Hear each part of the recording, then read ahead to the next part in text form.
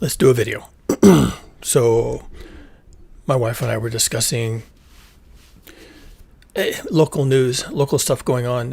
One of our leading lights here in the community, South Bay, is named Rod Diridon. He's an old fellow now, and but he still engages with people. He still gives lectures, and he generally talks about the necessary community support for transit solutions and housing and things like that. So he's definitely a progressive type of person, and like I say, he's important with the Rotary Club and the Chamber of Commerce and all that. So anyway, he was giving a lecture at the local college campus, and he was talking about how these young people, and not that young, right? They're 20-somethings, how the fight is going to be theirs because the existing leaders, adults, obviously older than 20-somethings, have dropped the ball. So now the terrible task falls to them to try and make up for the lack of progress on issues like global heating, fossil fuel consumption, mass transit, and probably all the things you can imagine, jobs, progress, innovation, all that kind of stuff.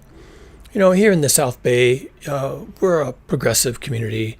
It's the heart of Silicon Valley, so there's a lot of people with a can-do attitude. A lot of innovation has happened. Certainly in my lifetime, there's maybe it's not as much of a hotbed now as it was back then, but we always look back nostalgically, right, for the past accomplishments, standing on the shoulders of giants and all that. So he is one of the giants, and he was admonishing the young people that they have to fight for their future and for the future of generations to come, and that's a good message. He was saying something about either we fight for either we fight for an equitable, fair, and resilient future, or we're going to leave future generations in a hellscape. And that's where I threw up my hands. Time out. There is no either or. I like the guy. I liked his message. But there is no either or. Yes, you're going to have to fight for a fair, just, and resilient future for yourself and future generations. However, you're also going to get a hellscape. That's how this works. It works that way because the first statement that we need to fight for a future, that's abstraction. It's a cultural thing. We invent the culture for the future. We do that through innovation, policy, actions at the government level. We do that through adopting tolerance and diversity and a bunch of other things. So we create the ground for the future. But that has nothing to do with physics. Physics is its own thing. And you're going to get physics. It doesn't matter what you do. And it's very clear to me that people just don't get that part. They just don't get it. Rod Diridon is a really smart guy, and he's real progressive, and he really feels about people and their future and how well they're living today, and the homeless crisis, and affordability, and all the other problems. He has genuine feelings about that, but he's not a scientist, as far as I know. I mean, he doesn't seem to weigh in on those topics, so I can't expect him to understand that physics is a thing. And now we're headed into a future dominated by a collapse of the Earth dynamic system under global heating, with all the necessary tipping points and all the other things, bad things that are going to happen to weather, to the cryosphere, to the biosphere, to populations, to indigenous peoples, to food supplies, to water supplies. Everything, it's just going to come crashing down. And he doesn't get that. My wife doesn't get that. When I'm listening to Rod Diridon and I say, "Hold, time out, stop right there," she's like, "Why? He didn't say anything wrong." He did. Well, he didn't say anything wrong, but he connected the two ideas improperly.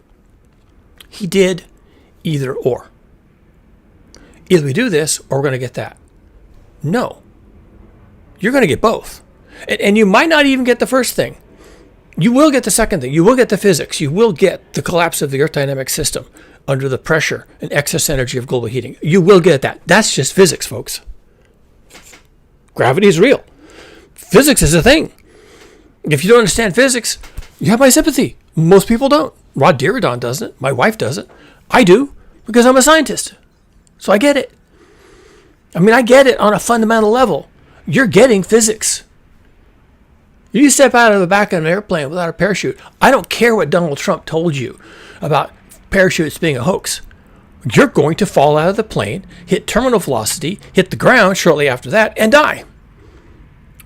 Because physics. Physics is real. Okay?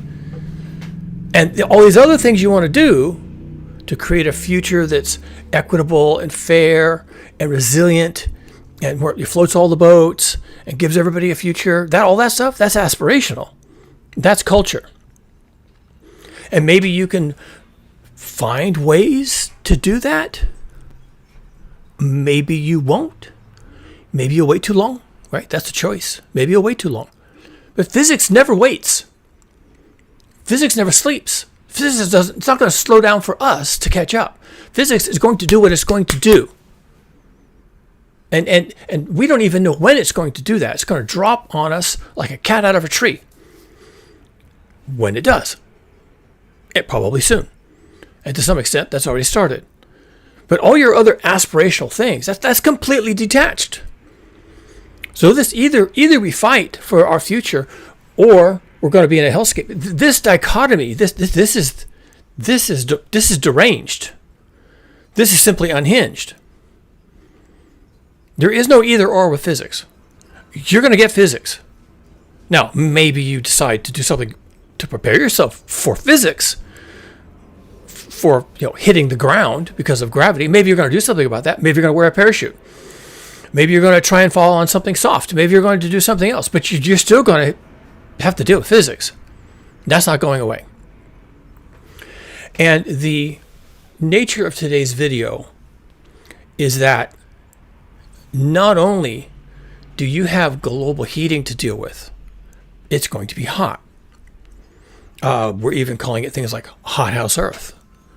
And we're talking about the levels of heat that might be possible and how soon those will show up. This is now the discussion, people. That's the discussion. How hot is it going to get and how quickly? That's the discussion. Not either or. How hot is it going to get and how quickly? That's the discussion. All right. So the only thing left to talk about, because that's happening. That's going to happen. Can't stop it. Wish we could. Can't stop it. Now we can have this talk about how we're going to cope. Because that's what you're doing. And that's all you're doing. You're coping. Or not. I mean, you don't have to cope, right? That is a decision you can make. You can make the decision. Fuck it. The Titanic is sinking. I don't even care. I'm going to go to the bar and drink myself blind, and then I'll go down with the ship. That's a decision you can make. Or you can make a decision, a different one, to get on a lifeboat. And you may make that decision and then not find a lifeboat. I mean, there's lots of ways this can play out aboard the Titanic. That still is not the discussion. The discussion is, what do we have to face? Yes, we have global heating. That is coming. But what is it going to drag after it? What is going to come crawling after global heating, or at the same time? What is global heating pushing ahead of it? What is it dragging behind it? These are the terrible things we're going to face. Yes, it's going to get hot. That's physics. But then what does the heat do? What crisis does the heat bring? Well, actually, it's a polycrisis. It's a polycrisis. I thought this was cute. I did this. This is AI. That's the Titanic. It's sinking. It's also on fire. It's also being attacked by a sea monster. It's also being attacked by a flying saucer. Okay. That is meant to somewhat encapsulate the polycrisis. When the heat comes, as it must, because it's physics, it's related to gravity, okay? When the heat comes, it's going to bring a polycrisis. And nobody talks about this, in part because it gets complicated. I'm probably going to spend an hour on here talking about this. If you're giving a 5-minute pep talk to a bunch of college students at the state college, then you don't have an hour to talk about this. You certainly wouldn't want to use your hour to talk about this. You want to use your hour to talk about upbeat things. These are 20-somethings, right? 18-year-olds probably. And you don't want to hit them with this. Look at this shit. Sinking, sea monster, fire, alien invasion. That's not what you want to hit them with when they're 18, 19, 20 years old. So you got your 5 minutes and you hit them with the stirring, raw message. Either we fight for our future or we get a hellscape. All right, fine, I get it. You're going to get a hellscape, and it's going to look like a polycrisis. Now, all throughout this video series, I've been doing this for 5 years. I just got an award from YouTube. I got an award, or just a mention, right? It's not like I actually get a plaque or something. I got an honorable mention from YouTube for doing this for 5 years. And I think I have another mention from them for doing 500 videos or something like that. Yeah, I've been doing this a long time. You want to binge watch Cougar's content? Yeah, well, brew up a pot of coffee because you're going to be here a while.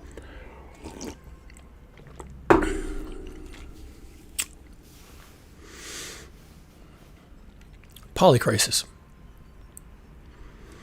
Now, this is a term I first ran into listening to a different set of podcasts where someone, not really talking about, it was Daniel Schmachtenberger. I really recommend his stuff. I haven't seen any stuff from him on YouTube for a while now, but he used to be doing the circuit. I think it's because he published a book or something like that. And he was doing the circuit and promoting his idea. And one of the things he was talking about a lot was the polycrisis.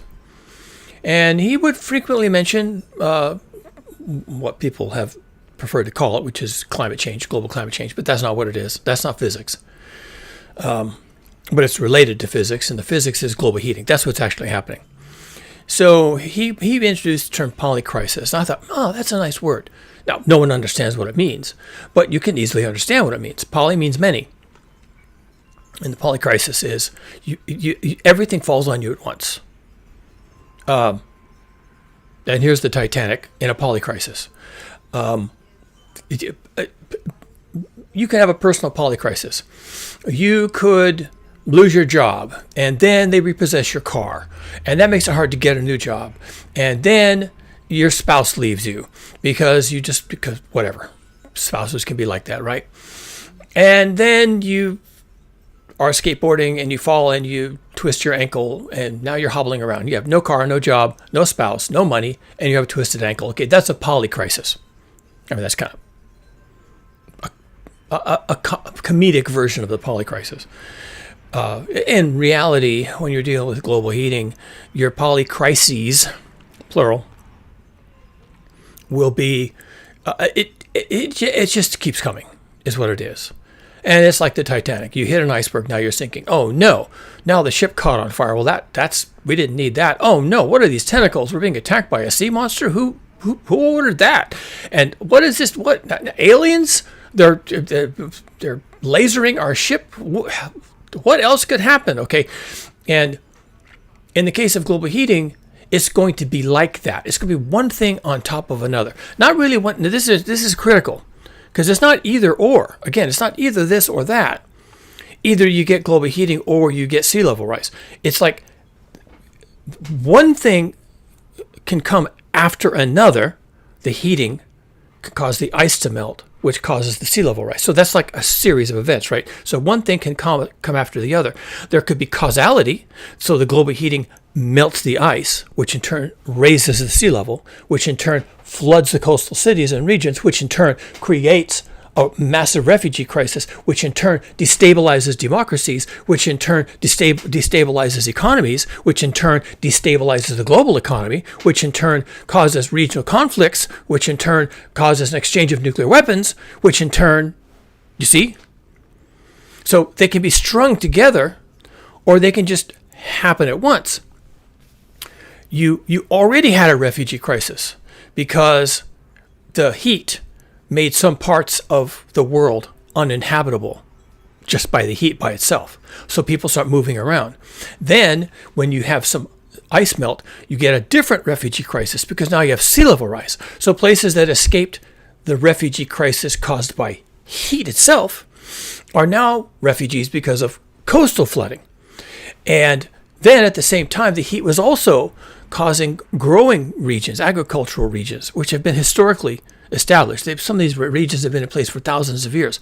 These historically established growing regions suddenly can't grow C3 crops anymore. And most of the crops we grow use a C3, 3-carbon respiration pathway. So they can't grow anymore because it's too hot. And it's not water, and it's not moisture, and it's not fertilizer. It's just too hot.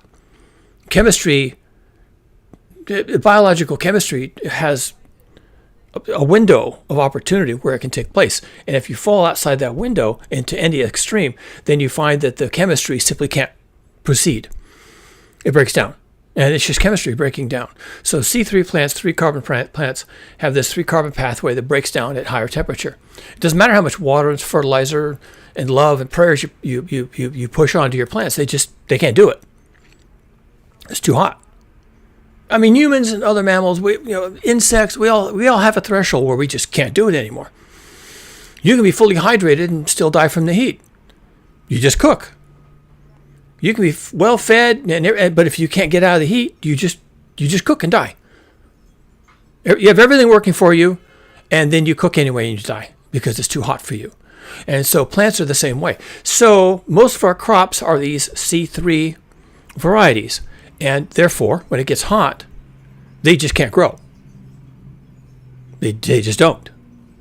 Nothing you can do to fix that. So then you have crop failures. And you may have water, and you may have fertilizer, and you may have fuels for your tractors and your trucks and your processing facilities. But the plants just don't do it. They don't do the thing. They don't put on the leaves. They don't put on the flowers. They don't put on the fruits. They just don't do the thing. And now you have a food crisis from the heat. But the heat can also give you a water crisis. So maybe it's not so hot that the plants can't grow, but there is no water. As in right now in Iran, they're running out of water.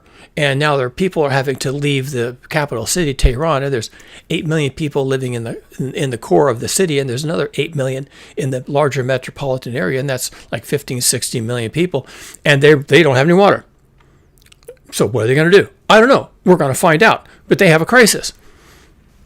And even if they can feed themselves, they got money, they can buy food, they can fly it in. Even if they can feed themselves, there's no water. And you die from lack of water sooner than you die from lack of food.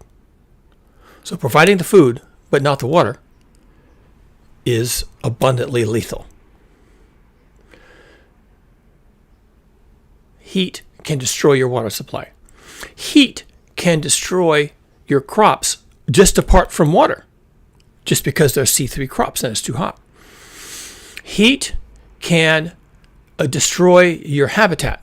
So if your area is surrounded by forests and or mangroves or marshes, and that's part of what makes your area habitable or makes your crops grow or whatever, there's just something about your region that the forest being right there is part of what makes this viable, then that forest could die. Those mangroves could die. If you live in a coastal region that's subject to hurricanes, you could have more hurricanes. They might be worse hurricanes, but certainly you could have more because there's more heat in the water to spawn cyclones. And sometimes they're called hurricanes. They can be typhoons or they can be cyclones, depending on what part of the world you're in. And that's not exclusive. The fact that you're getting more cyclones can come on top of the heat is also creating ice loss and raising the sea level. So you can have the same heat that's heating the same water in different places in the world, but the same ocean, okay, because all the oceans are connected. The same heat can cause more hurricanes, worse hurricanes, more ice loss in different places, accelerated ice loss, and that's just the ocean. These things, they could be dominoes, but even if they're dominoes, the dominoes fall on top of each other. one triggering the next doesn't mean you get one domino falling. They're all a problem now. And when you start melting ice, you have lots of problems from that. When you have catastrophic heating of the ocean surface, many problems come from that. It's a polycrisis. And it's all of it. Every single bit of it. Everything I've spoken of here is driven by physics. Has nothing to do with your policies. Has nothing to do with that you're going to fight the good fight for climate change or whatever you want to call it. And whatever that fight is. And who's going to do this. And what are you going to do? Just tell me what you want. Just be very specific. What are you going to do? You're going to fight? Fight for what? How? What exactly are you going to do? Because we tend to get this rhetoric. We have to fight for our future. It's like, okay, do you have a bullet list? Have you thought about what it is you want that you're going to fight for and you're going to go to the wall for and you're going to protest and link your arms and have banners? What exactly is it that we're doing here? Because I never hear what the plan is to fight. Fighting who? And by the way, this is a little bit off topic, but it really isn't. Who are you fighting? Who exactly are you fighting? Are you fighting the politicians? They're in the pockets of the energy companies and big pharma, and big ag, and the usual rogues gallery. So it doesn't do any good to fight politicians because the next politician that comes in after you get rid of the first one, the second one that comes in will also be owned by big ag, big pharma, big oil, big everything else, big auto, right? So are you going to fight all those industries? Why? Why are you going to fight big auto? What, you don't want cars? Oh, I think you do. You're not gonna tell General Motors and Audi and Porsche and all the others. You're not going to tell them to stop building cars. You're not even going to tell them to build exclusively electric cars. People don't want electric cars. The people who do don't have any shortage of buying options, and the people who don't want electric cars will never want electric cars probably. So what are you trying to change here? You want Porsche to make more electric cars? Well, people don't want them. The people who do want them have already bought them. What are you going to do?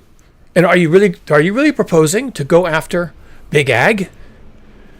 And they burn lots of fossil fuels, and but they're making your food, because you're not making food. And you really couldn't. I mean, go ahead. Yes, definitely, absolutely. Plant a garden in your backyard. Do you have a backyard? Oh, sorry to hear that. You don't. Okay, but you do. Oh, but your backyard is mostly swimming pool? Oh, well, very sorry to hear that. But for everyone else, you could pull up the lawn in the back and, well, you can't do that because that's where the dog goes to poop. Okay, so you have to have your lawn, so you're not going to pull up your lawn to plant a garden. Oh, my sympathies. So who can really go in their backyard and plant a garden? Who's really going to do that?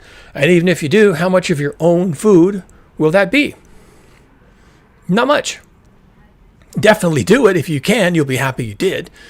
But is this really the solution? No, because you're facing a polycrisis. And you're not going to go after big ag. That's just one part of this. And if you do go after them, and let's say they just agree, oh, okay, sorry, our bad, we'll just shut down. Well, what are you going to eat? So no, you're not going to go after big ag, and you're not going to go after big auto, and you're not going to go after big pharma. You're not going to go after anything, because these are all industries that are providing you with the things you need. You're not going to do it. Now, people will go out, and they'll march in the streets, arms linked, banners waving, to stop climate change. What the actual fuck? What the fuck? You're not stopping climate change. For one thing, you don't even know what climate change is. It's a thing.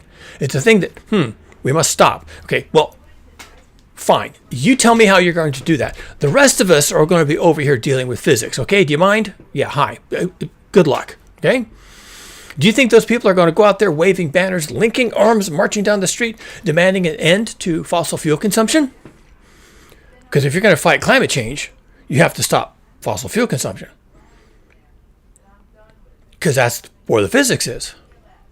What is the physics?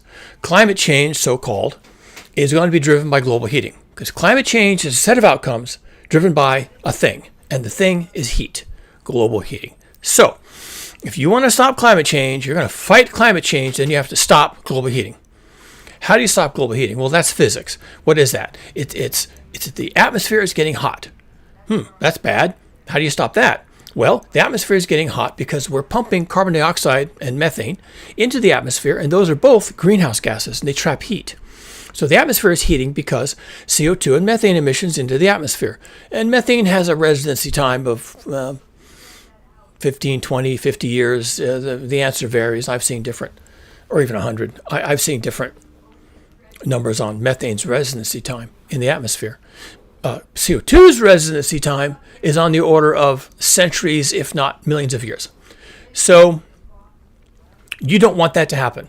You don't want CO2 being released in the atmosphere because once it's there, you're stuck with it. Oh, but we could do carbon dioxide removal. Not yet, you can't, and there's no indication that you can. Oh, but I saw a documentary about that. Yeah, I saw one documentary about one project in one place. I threw a lot of money at it, and now that's all you're going to see for the next 20 years. And in one place, one time, with one influx of cash, they did this for 1 year.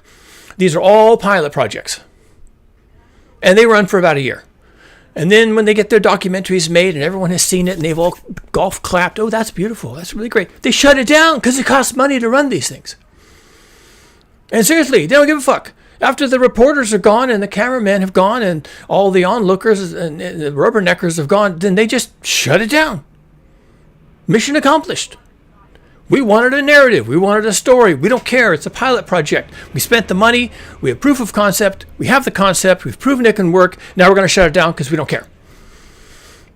No, you're not removing anything. And if you did remove carbon, you'd have to move something like, at this point, our annual emissions of CO2 are something like 30 billion tons.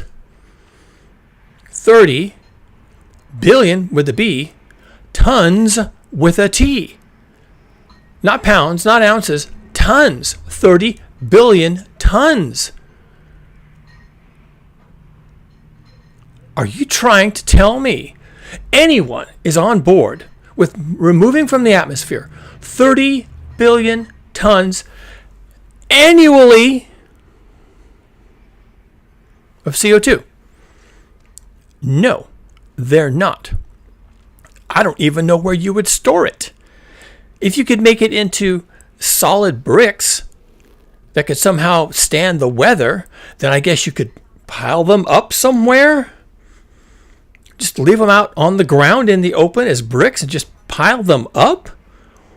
30 billion tons annually of carbon bricks. Oh, then you have to make sure that they never catch fire or they don't erode or something else bad happens to them so that they become back in the atmosphere again. 30 billion tons annually. That's the proposal, people. That's what's on the table. And if you have these pilot projects, they'll tell you, oh yeah, we removed 15 tons of CO2 this year. 15. Not 15 billion. Not 15 million. Not 15,000. 15 tons of CO2. It's a pilot project. And if you ever saw the cost equation per ton, it's probably something like $100,000 a ton. And they removed like 15 tons.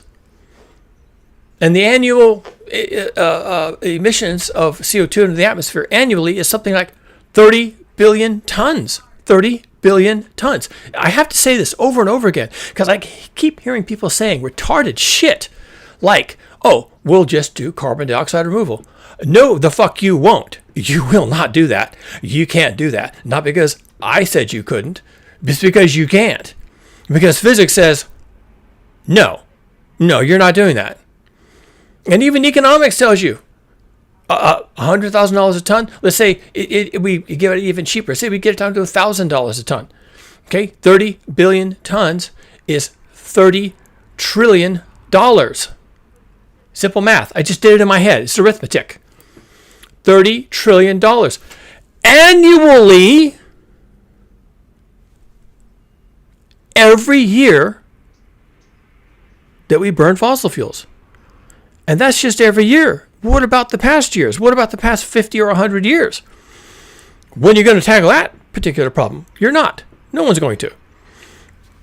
So no, we're not going to fight climate change. Well, you could. Let's see. I have a modest proposal for you. You just stop burning all fossil fuels with immediate effect. So it's not 30 billion tons of CO2 going into the atmosphere. It needs to be, and should be, ought to be, must be 0 billion tons of CO2 entering the atmosphere from the combustion of fossil fuels. Because if you don't do that, then you're not fighting climate change. Now, you could tell yourself a story about how fighting climate change is equity and it's progress and it's innovation. You could tell yourself that story, and I'm going to be sitting back here saying, yeah, okay. And what about 30 billion tons of CO2 annually? How is that going to respond to all of your equity and fairness and trans rights? Tell me. I'm really curious. I'm genuinely curious to know how 30 billion tons annually of CO2 emissions into the atmosphere, enhancing the greenhouse effect, is going to respond to your fairness, equity, and resilience. I'm all ears. The floor is yours. No? You got nothing? Yeah, I didn't think you had anything. Yeah, you're full of shit. That's what you are. But that's the conversation people want to have. Either we fight climate change or it's going to be a hellscape. No, you're getting the hellscape, okay? You're getting the hellscape. Just get ready for the hellscape. The poly crisis is on us, and it's going to get worse, and it can only get worse, and it's going to get worse for 100 years, and then it's going to hang around for another 1,000, and then finally, we're not even here. We don't care anymore. That's your reality. And once it starts, and it really already has, once it starts, it's just going to pile on. And the disturbances and the disasters that come at us from the direction of physics, heat, floods, droughts, right? Crop failures, ice loss, sea level rise, increase in the violence of hurricanes, increased number and violence of tornadoes, refugee crises, and all things I just mentioned. The floods, the droughts, the ice loss, the sea level rise, all those things create refugee crises. And the way our democracies operate is that democracies do, now we're going to another level of the poly crisis. Democracies operate great when nobody has a problem.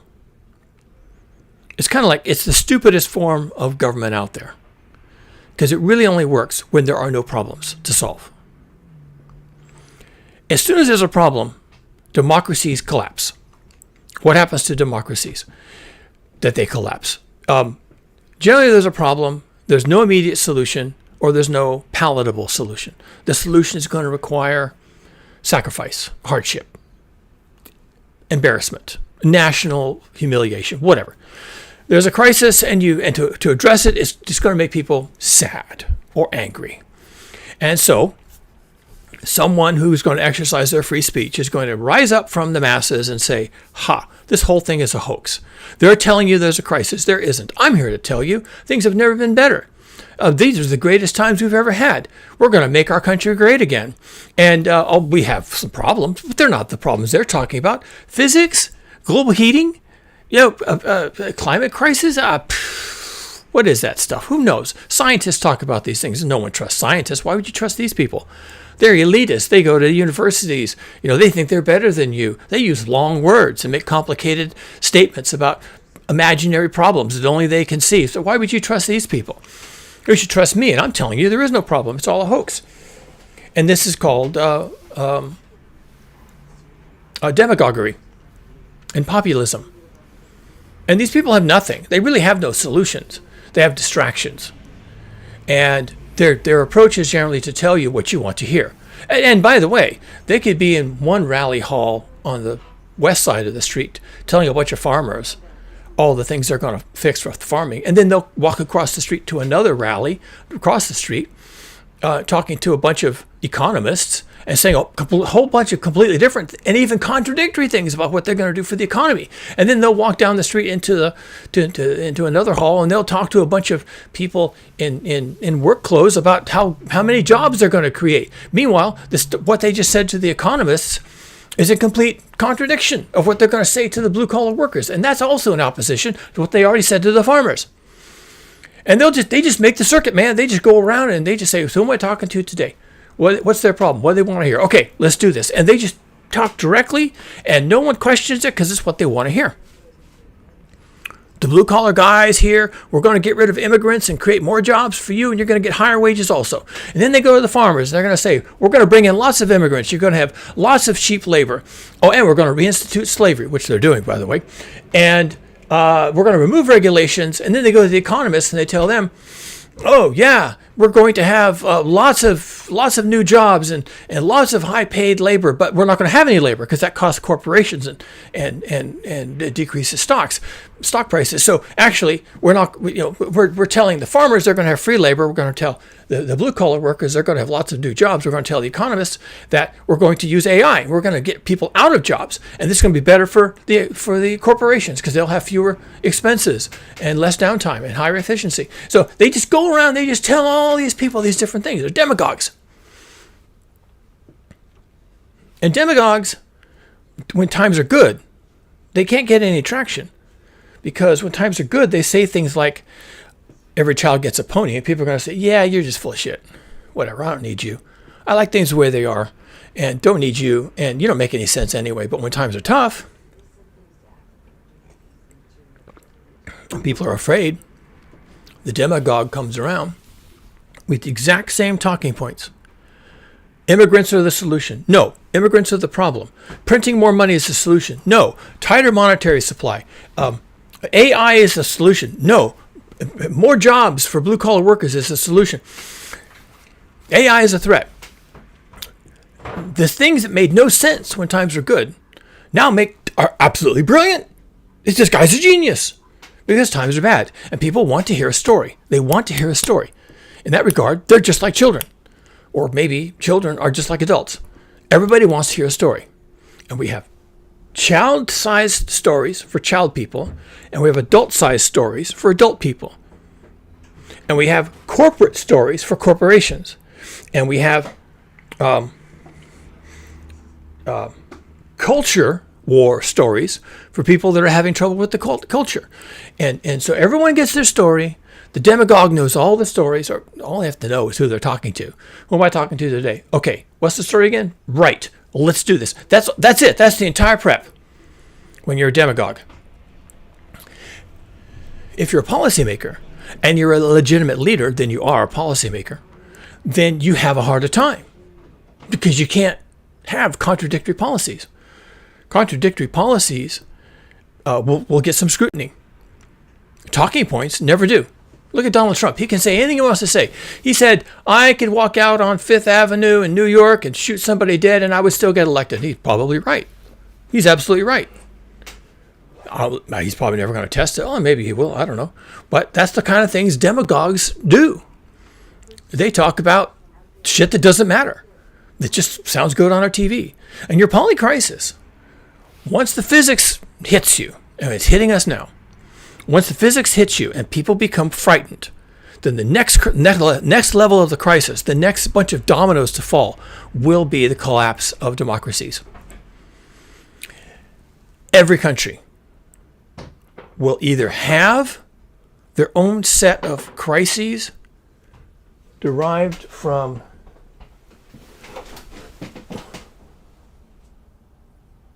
Too loud? Yeah. Okay, sorry. I don't know what she's doing back there. Every country will either have its own set of polycrises. Maybe they have droughts, maybe they have floods, maybe they have too much water, maybe they have too little. And they will be surrounded by countries that have their own set of crises. And any one of these sets of crises in any country can generate the rise of totalitarian states, which are a threat to democracies, and can create roaming refugees, which is also a crisis. Roaming refugees can lead to the rise of totalitarianism. So this is a polycrisis. The rise of totalitarianism can lead to the rise of refugee crises as people flee tyrants, the way people fled Hitler's Germany, the way people fled Soviet Russia. So Are you saying I should stop? I'll stop. I'll stop. I have no idea what she's doing, but I wish she wouldn't do it. So it would be nice if we just had one problem, the way we used to have one problem. There was a drought in a region of Africa, and so that was a problem. And then we flew in food, and the problem went away. It'd be nice if that's where we were at. We could just tackle a problem with whatever the solution is, pat ourselves on the back, and go on about our lives. But now we have a polycrisis. It's disasters everywhere, all the time, all the way down. Many of them are geared together. The drought leads to a food shortage crisis, leads to a refugee crisis, leads to a collapse of democracies, leads to the rise of totalitarianism. They can be geared together, okay? You can have that kind of thing going on. Or you can simply have multiple crises hitting you at the same time. Now, here in the U.S., recently, the pattern has been we have record heat. Not so much right now, but a few months ago when we still had hot days, you could have record heat, record-breaking heat, followed by record-breaking cold, followed a week later by record-breaking heat again. That's just physics. That's just hot and cold. How can you have record-breaking heat and cold weeks apart? Well, that's what was happening. How does that impact agriculture? How does that impact the energy grid? When people are running air conditioning for the record heat, and then, whoa, now we have record cold. Now what are they doing to keep themselves warm? And now we're back to record heat, back to the air conditioning. You know, you can have that kind of thing going on. And then you can have the knock-on effects. You know, people can't eat. People are dying. The hospitals are full. The morgues are full. And this is now our future. And when Rod Diridon, a man whom I respect, says to the college students, this is your fight now. You must fight climate change. You must fight for a better world, or you will leave a hellscape for your children and grandchildren. So when he's saying that, I come along and I say, hold on, time out, Mr. Diridon. It's not either or. We're getting everything. And people are going to fight. It's going to be a fight, but it's not going to be an arms linked, banners flying fight in the middle of the street protesting. Okay, that's not the fight that they're going to have. The fight is going to be how to cope with a polycrisis every single day. Every fucking day. Day after day. Without any pause. Relentlessly. Physics that doesn't care, isn't listening. It doesn't pay attention to your prayers and your hopes and your aspirations. It does not respond to policy, doesn't care about the interest rates and lowering them or raising them. It doesn't care about the gross domestic product. Physics just doesn't care. The ice is melting. Deal with it. If it's a fight, fight.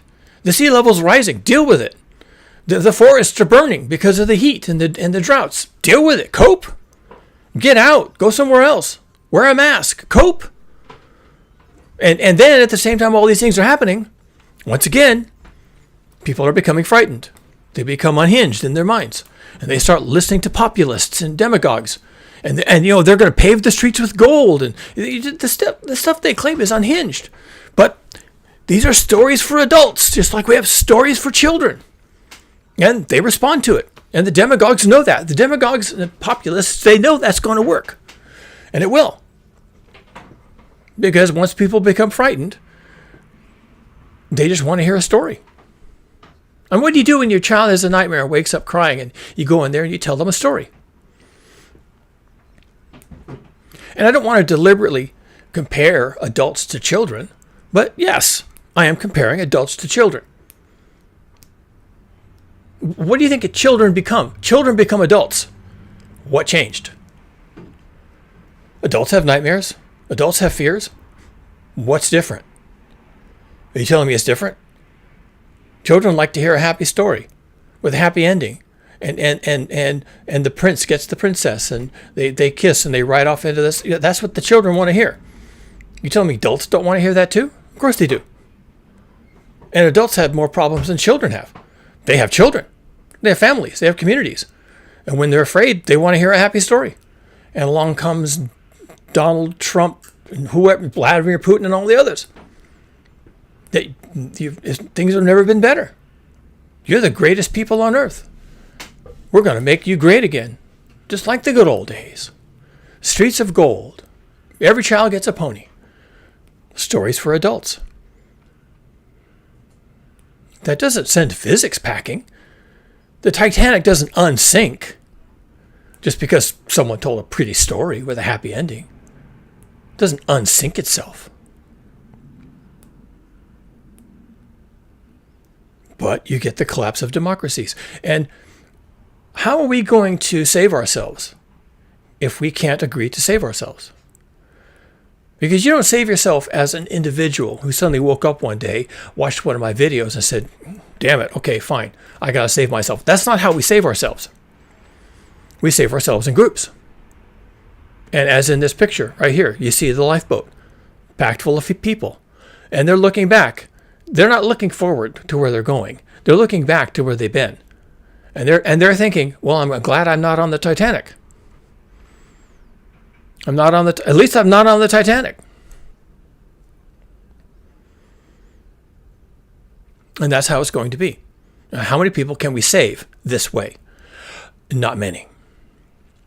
I think the demagogues are going to win. I think the populists and their bright and happy city on the hill, shining streets of gold story is going to win. And then that story, that whole approach becomes another layer of the polycrisis. And it means that since we're not having an adult conversation about our situation, because we're not having an adult conversation, we're having a childlike conversation, it means that there won't be many people who are able to save themselves. If you're aboard the Titanic and it's sinking and it's on fire and there's a sea monster attacking it and there's aliens from space, then you need to have an adult conversation. That's what you need to do.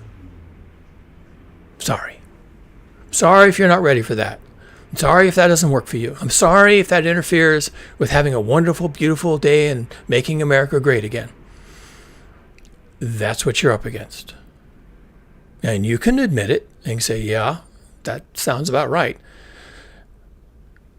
I guess I have to start thinking along those lines. Or you could simply say, I am not getting in that stinking, shallow, drafty lifeboat. I'm going to go to the bar and drink myself blind, and whatever happens, happens, and I don't have to care. That's another approach. And that's what the populists will promise you. Free whiskey and beer at the bar, and don't worry about the sinking of the ship. And most people, that will be the answer. That will be the story they want to hear. The sinking of the ship is a hoax, and by the way, we just opened the bar. That's what people want to hear.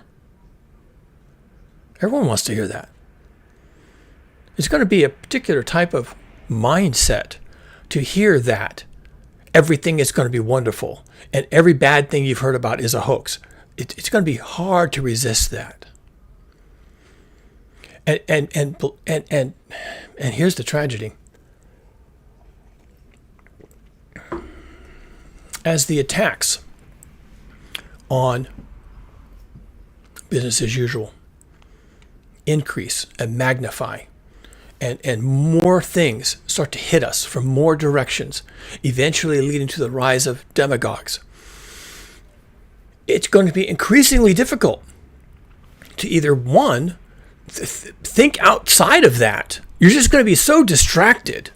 You just can't even think about anything except what's the next goddamn thing to go wrong, okay? And two, it's going to be difficult to even marshal your own resources to do anything to save yourself. I mean, imagine the situation on the Titanic.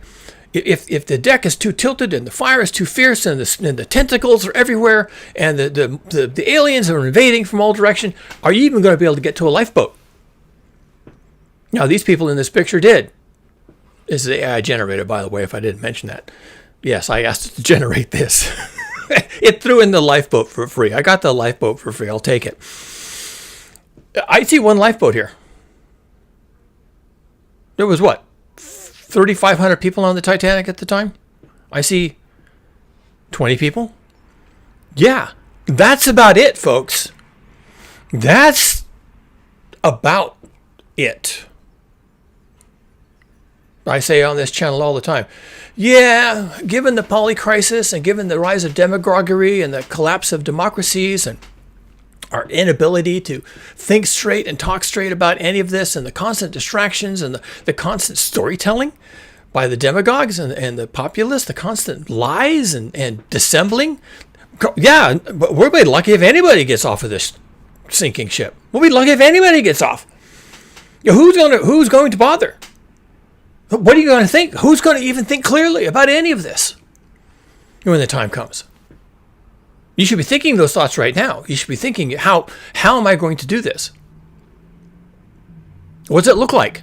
I mean, those should be the thoughts in your head. You should not be watching the TV, watching sports. You should not be going down to the pub and talking shit with your friends. I mean, I'm glad you have those friends. I'm glad you have distractions. But actually, practically speaking, you should stop doing that. First of all, you should watch all my videos because I'm trying to get you into a mindset where you can save your sorry ass. Is that wrong? Is that terribly wrong? I don't think it is. I don't have to do that, but I'm doing that. You should watch all my videos and forget the fucking soccer match, okay? Then you should meet your neighbors. You should meet your neighbors, talk to your neighbors, and talk about the poly crisis. You know, I keep thinking, and I'm hearing more voices saying the same thing, and it's got me thinking, we're kind of in trouble. Have you noticed that? What do you think? Can we talk about this? Why don't you come to my house? We'll sit down and have some coffee and talk about this, because I really need to talk about this. I'm getting nervous. I'm worried. I got my neighbors. We're all good people. I know you people, some more than others, but I know you're all good people. And I just would feel much better if we just had a conversation. You could do that. You could do that. You could even sit down with some of your neighbors in your house and use a laptop computer and just watch this video. You and your neighbors just watch this video and then talk about it. And you'll find out real quick that people don't know what to think. They just won't.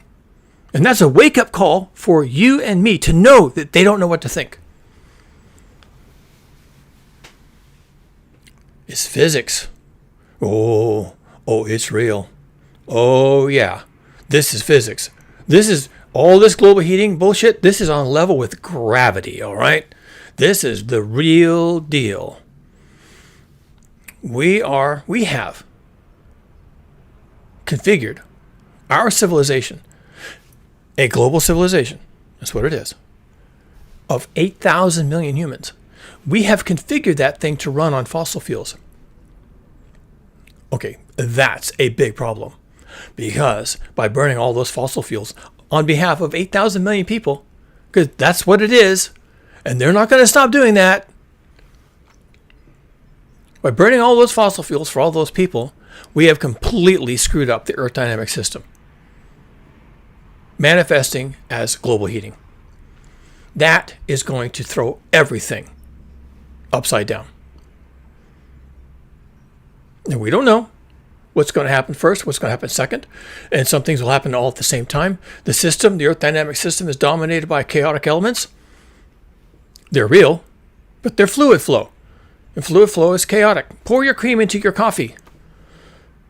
It's real. It mixes.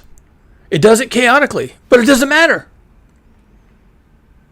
It's physics. It doesn't matter how it proceeds. It proceeds, and it does so chaotically. It doesn't mean it doesn't happen. It just doesn't happen in a way you can predict. But it does happen. That part is not chaos. The collapse of the Earth dynamic system is now proceeding apace. Evidence everywhere in the scientific record. Evidence everywhere. The heating of the polar vortex, the collapse of the northern jet stream, the slowing of the AMOC, the collapse of glaciers in all the major mountain ranges, the Himalayas, the Alps, everywhere else, the collapse of major glaciers in Antarctica.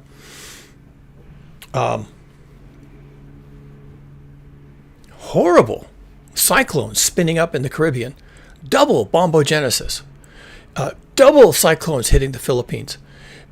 Iran just flat running out of water. The country of Iran, flat running out of water.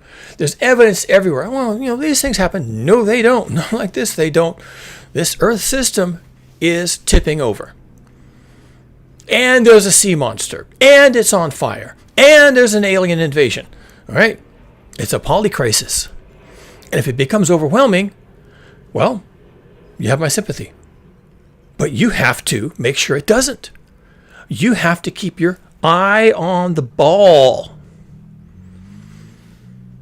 And when the demagogues come along, which is the next part of the polycrisis, the collapse of democracy is definitely in the works. When the demagogues come along and start promising you streets of gold and gasoline 25 cents a gallon and all the other bullshit that people just, believe? Seriously. And you think these people aren't children? Yes. Mindset of a child. People just believe this crap. And then no one's got their eye on the ball. Okay? No one's got their eye on the ball. The ball is global heating. It's going to knock all the dominoes down. In series, in parallel, one on top of the other.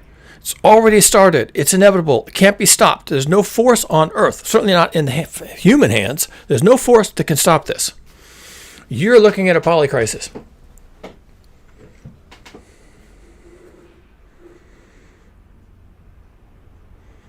And what you're going to see, the next shoe to drop, is a hellscape. No joke. Not a joke. How do you survive a hellscape? You don't. That's how you do it. And my prediction, I make it all the time on here.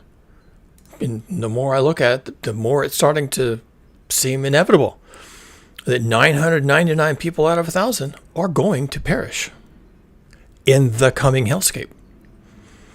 And there's not going to be any rapture. And there's not going to be any second coming. And there's not going to be any reincarnation. There's not going to be anything.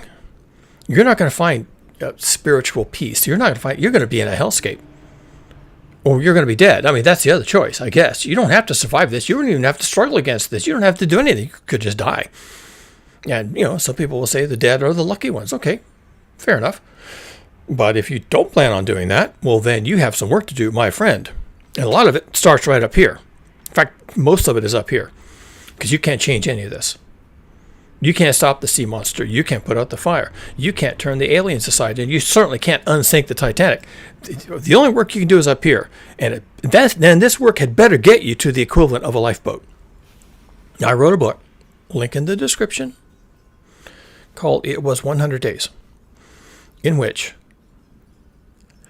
after several months of the wheels falling off due to the polycrisis, a bunch of people find themselves in a position to ask the question of each other. They are literally standing in the street with their arms crossed in a circle, looking at each other, neighbors, asking the question, is there something we're supposed to be doing about this? We. Not the National Guard, not the government, not the UN, not the IPCC, not the COP. We. Is there anything we can do? This is looking bad. It looks like the wheels have come off. And if that's the case, just in the off chance that that is the case, is there anything we're supposed to be doing? And that's the book. The question rises in the first 7 or 10 days of the 100, and it's answered by about day 50. And at day 100, they're reflecting on that. And at day 100, they're saying, oh, well, we're not done. We have to do this 100 more times. because it's an ongoing polycrisis. It just keeps coming from different directions. And just when you think you've got something figured out, some other goddamn thing falls on you out of a tree. That's the nature of the challenge. The nature of the challenge is not to fight climate change, because you can't do that. The nature of the challenge is to wrap your head around an ongoing flood of mutually reinforcing crises.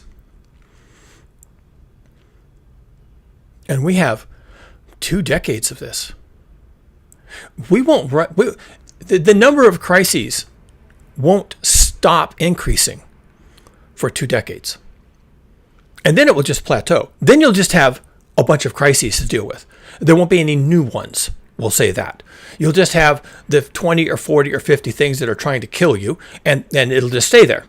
It won't be suddenly 10 things or 2 things. It'll still be 30, 40 things trying to kill you, and you're just trying to survive the polycrisis. And maybe in 2 generations, 3 generations, the number of actual crises start to diminish. But if that's the case, it's probably because global infrastructure is gone, completely gone. Demagoguery just evaporates because there's no masses that you can appeal to, and there's no social media, and it's all gone. And after a while, it's just you and your people, your tribe, your village, and you're just coping. After 20, 30 years, you're coping. And there's nothing wrong with that.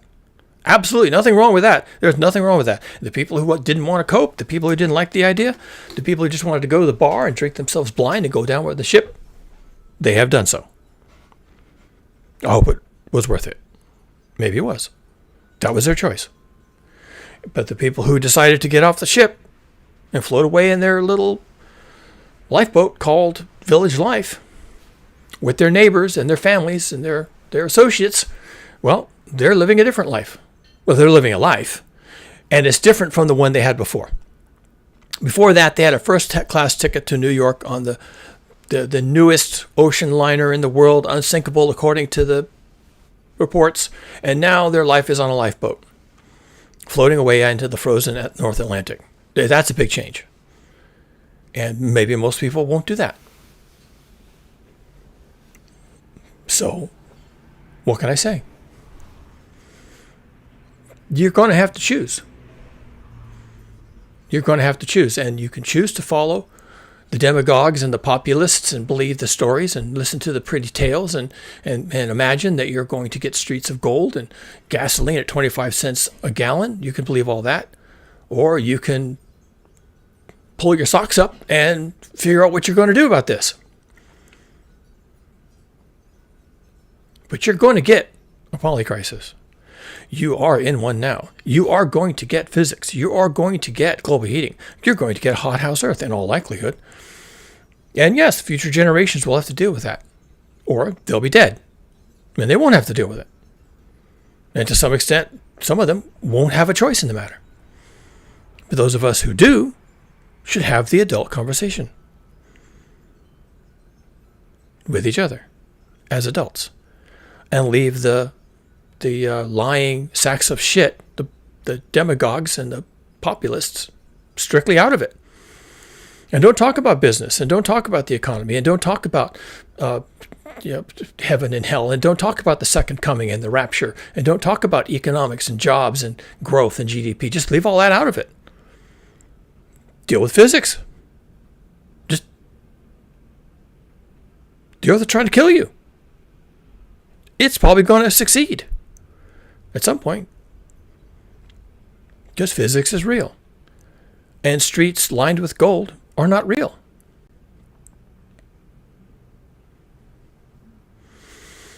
My book, it was 100 Days, is linked in the description. I recommend you read it. It's somewhat optimistic, actually, when I reflect on it, because it's about people who do have the adult conversation. It is not about, believe it or not, it is not about the collapse of civilization. It is not about the death of millions. Because when civilization collapses, there's no one to tell that story. When people die, there's no one to tell their story. The story is not about these things. It is about survival. and how people go about that. What is it like when people meet in the street with their arms crossed, talking about impossible things? What does it look like? What do they talk about? How do they say the words? How do they reassure each other? How do they build fences? How do they do gardening? What kind of rules do they impose on each other? Willfully, with forethought that these are going to be the rules and we're all going to live by them. How do they do that? And what do they do when members of the community lose their mind and try to kill everybody? And what do they do when the zombie cannibals come? And what do they do when the water runs out? And what do they do when the food runs out? What do they do?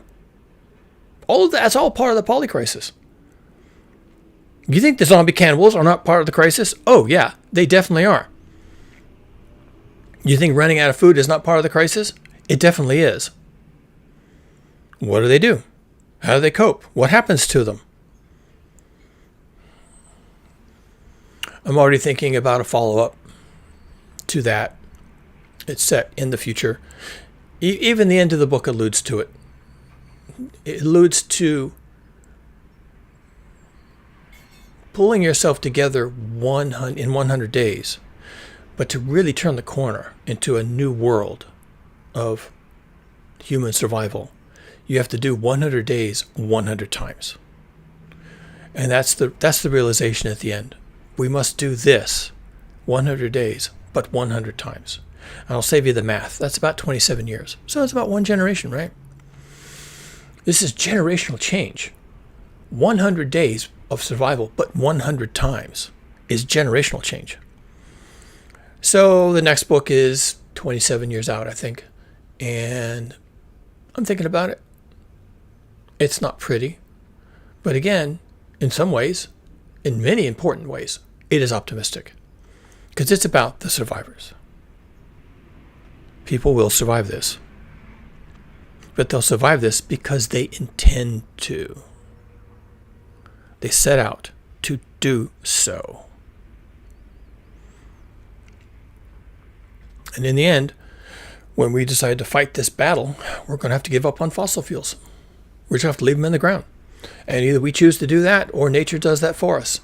And within days of that happening, the wheels come off. And then the counter starts. And you, according to my book, you've got 100 days to pull yourself together. 100 days. And that's the book. You should read the book. Available on Amazon. Price to move. Definitely check it out. Ebook.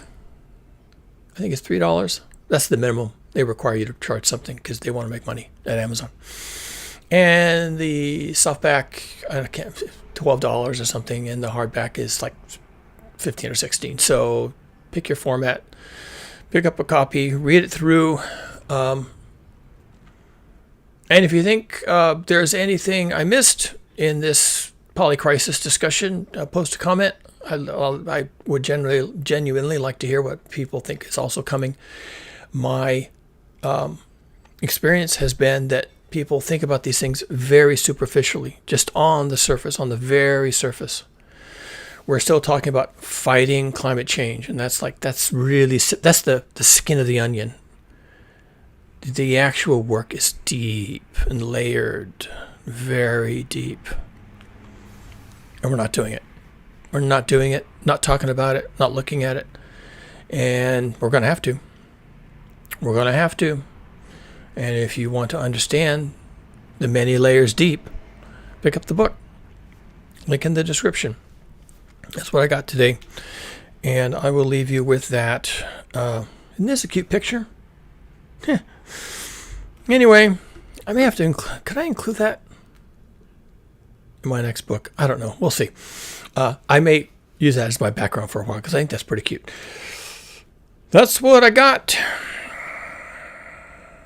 I got other things to do today. Facing reality here at the ranch. And my admonition to you is, as the polycrisis unfolds and as things get progressively heated, politically and environmentally, my admonition to you is don't die. Interesting times are coming, and I encourage you to survive them. let's see what happens.